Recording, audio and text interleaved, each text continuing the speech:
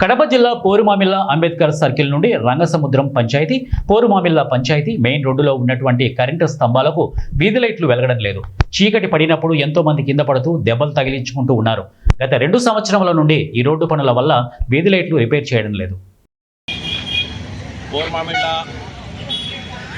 నడి రోడ్డు రాజమార్గంలో ఉన్న కాలేజీ ఇటుపక్క హాస్పిటల్లో మొత్తం కంప్లీట్గా రాసగడి బొమ్మ దగ్గర నుండి ఇక్కడ బస్టాండ్ వరకు సైడ్ ఉన్న స్తంభాలకు ఎక్కడ స్ట్రీట్ లైట్ లేవు, రోడ్లు కూడా సరిగా లేవు, డ్రైనేజీలు ఎక్కడ పడితే అక్కడ తోవారు.